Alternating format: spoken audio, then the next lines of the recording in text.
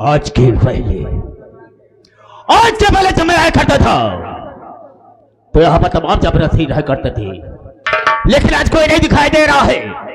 और आज आप देखना चाहेंगे कितने ड्यूटी करके पैसा लेते हैं और कितने ससुरे अपने घर में सो करके पैसा लेते हैं। आओ आओ बरखुरदार आओ।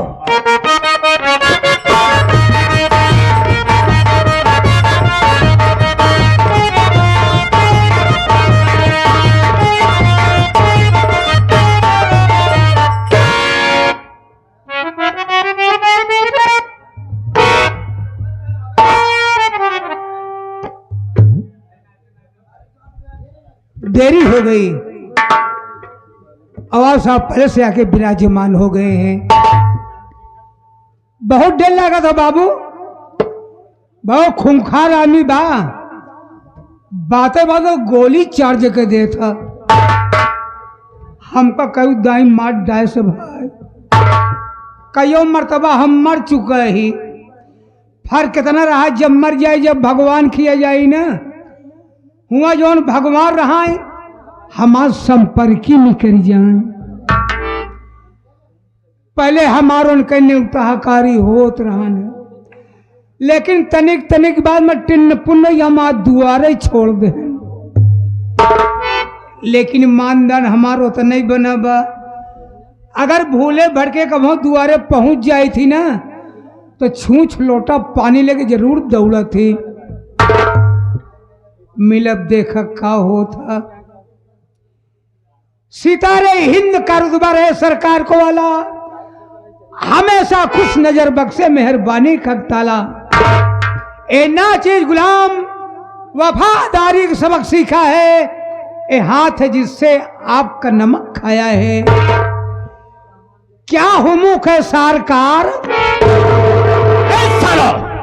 भागने की कोशिश किया तो एक कदम पे गोली और दो कदम पे दो गोली और तीन कदम पे लड़कों को बौछार कर दूंगा।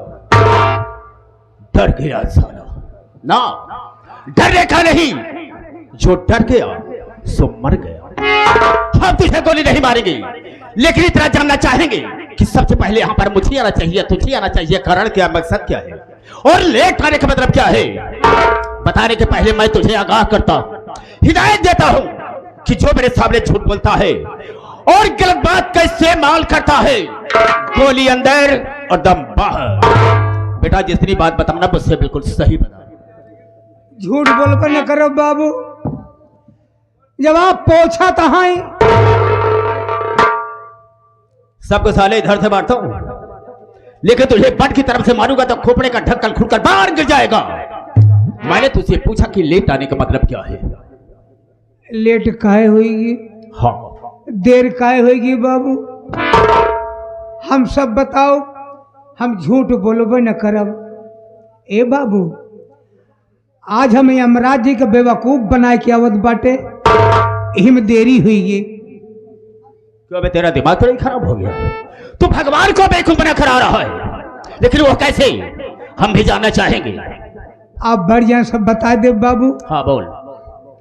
बाबू जी मृतलोक है, ए मृतलोक आदमी क्यों शंकर जी का पूजा पाठ करत बा, क्या विष्णु भगवान का पूजा पड़ा बा, नाना प्रकार के देवी देवताएं की पूजा याचनाएं हो रही हैं।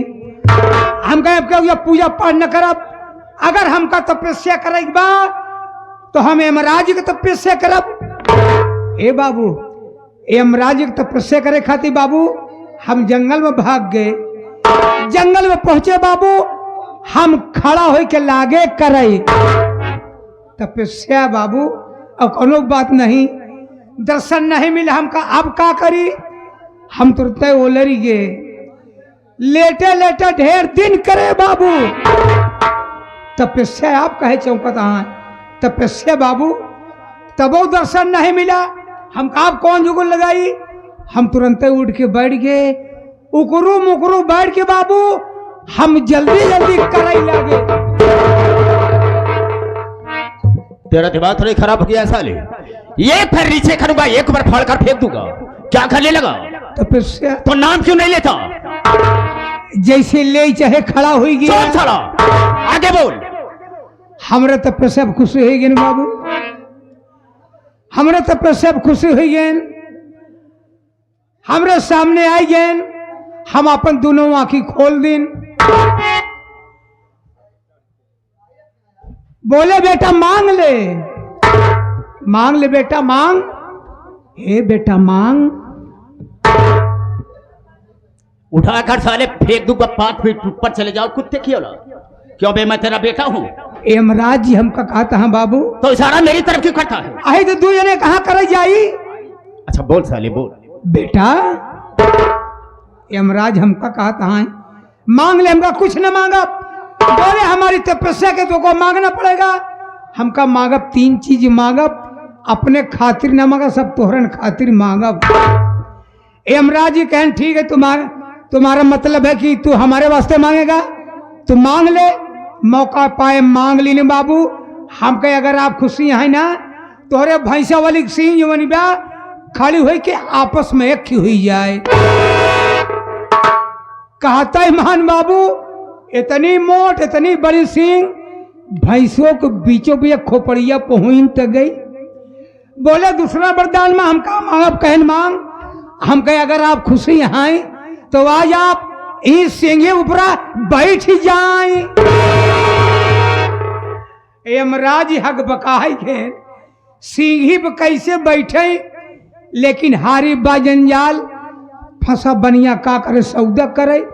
यमराज पता नहीं का सोचन बाबू, वही सिंह ऊपर जाए के ऐसे हाथ से बैठिन तो गए। हिसाब किताब बदलैला, हाथन जी भी निखरी आवती बा। ओए पैसे छटपटात हैं, कहा अरे गा अब गा गा गा, अरे गा गा गा गा। ओए कहता हूँ हाँ, अरे अरे मांग मांग, तीसरा मांग। हम कहे मंगबे करब, का कहूँ जात हा का, कहन जात नहीं ना, हिया जात बा। मौका पाए तीसरा मांग ली। हम कहे अगर आप खुशी हैं तो तोरे भैंसा वाली सिंह जैसे रही वैसे फिर हुई जाए। लाग सिंह अलग हो, लागेन चाचा फैलावे, लागेन छटपटाए। बड़े बड़ा बदतमीज है बे, सुअर की औलाद। भाग बे, भाग साले, भाग बे, भाग बे। जब कहन भागवे इतने में मोर आँखिए खुल गई।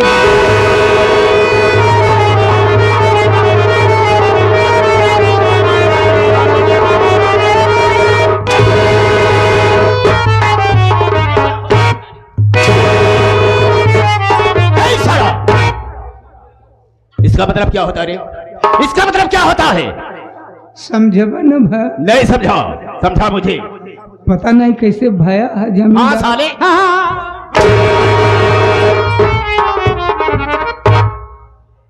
बता मुझे। पहला इशारा हमारा ऊपर गया। हाँ। ऊपर क्या है? आसमान है। ऊपर आसमान। हाँ। दूसरा इशारा नीचे गया, नीचे क्या है? पाताल लोक। पाताल लोक। अब बीच में से हिलावे लगे ना, ये मृतलोक है। अब मुट्ठी का है बाने, क्यों? आदिमों का शरीर 5 तत्वों से तैयार की गई है।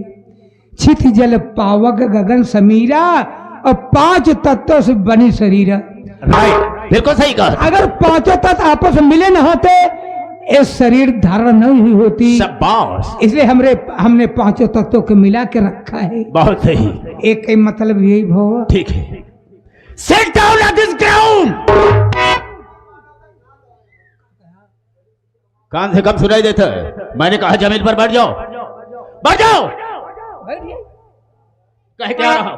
बैठने के लिए कह रहा हूं ना। और सुन मेरी बात को। भले बताओ, अब इसके लिए मुझे पानी की भी व्यवस्था करना होगा। साले लेट क्यों बैठा है? आथर मार कर बैठ। ए बहरा साले, मैं कह रहा हूं आथर मार कर बैठ। सुन मेरी बात, जब मैं भाइयों से बात करूंगा, माताओं बहनों से बात करूंगा, तब बीच में बोल करके डिस्टर्ब नहीं करेगा। हाँ बिल्कुल नहीं बोलेगा। अबे कह दिया नहीं बोलेगा। हाँ तो मेरे दोस्तों,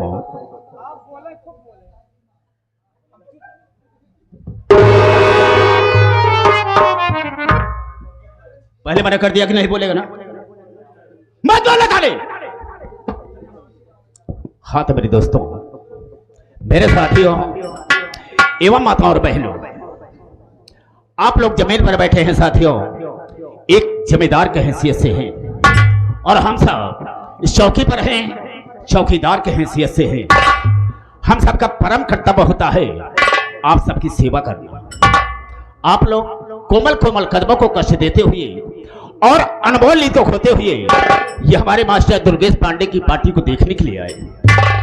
वैसे दोस्तों रात होती है सोने के लिए, आराम करने के लिए, लेकिन आप सब अपनी नींद हराम करके बैठे हैं।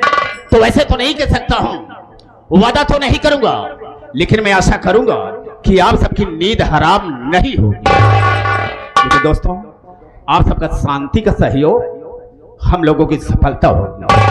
ज्यादा न कह करके हम अपने वार्ता को यहीं पर विराम देते हैं और कहानी पर आते हैं। तो सबसे पहले मैं अपना परिचय बता देना ज्यादा बेहतर एवं मुनासिब समझता हूं। रास्ता रास्ता चलने वालों को रास्ता तमाम है और सब भाइयों के कदमों में मेरा प्रणाम है। गर्रा के शेर तो आंखें निकालो और सिला जमी का फाड़कर पानी निकाल दो।